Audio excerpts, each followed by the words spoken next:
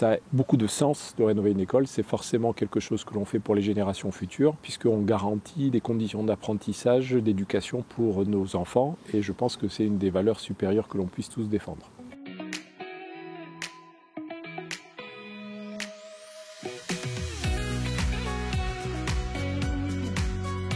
Alors la jeunesse du projet, elle est liée avant toute chose à une réflexion historique qui a existé dans la commune depuis déjà un certain temps, mais surtout à une catastrophe naturelle, donc une grêle, et qui a littéralement dévasté cet établissement. Voilà, donc c'est l'origine du projet, c'est un véritable traumatisme en fait qu'on a vécu au niveau de la commune avec l'ensemble des habitants en 2022.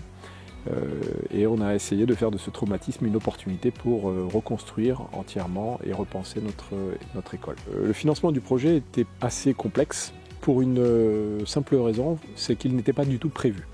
Il a fallu en plein milieu de mandat trouver des financements pour le plus grand projet du mandat qui était prévu à aucun moment dans notre planification.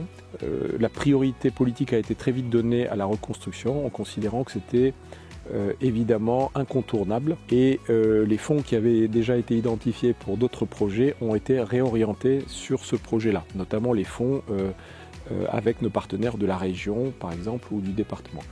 Par ailleurs, avec l'État, évidemment, on a aussi eu un dialogue sur le financement. La CAF a été présente au rendez-vous et évidemment la Banque des Territoires qui nous a aussi soutenus dans cette démarche-là. Le montant s'élève à environ 1 million d'euros de financement sur effectivement un emprunt de long terme, puisque c'est aussi une des spécificités de notre partenaire qui vient financer des équipements justement qui s'inscrivent dans la durée. L'équipement global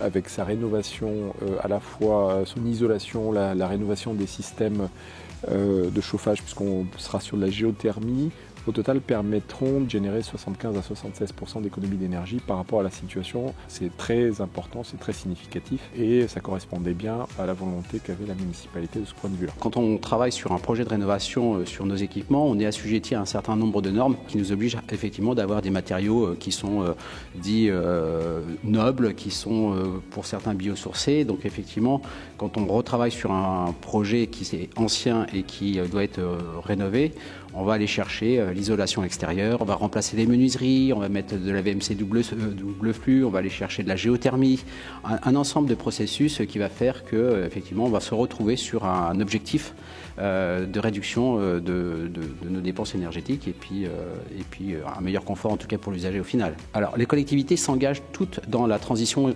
écologique et sociale. Il ne faut pas perdre de vue qu'il y a écologique et social.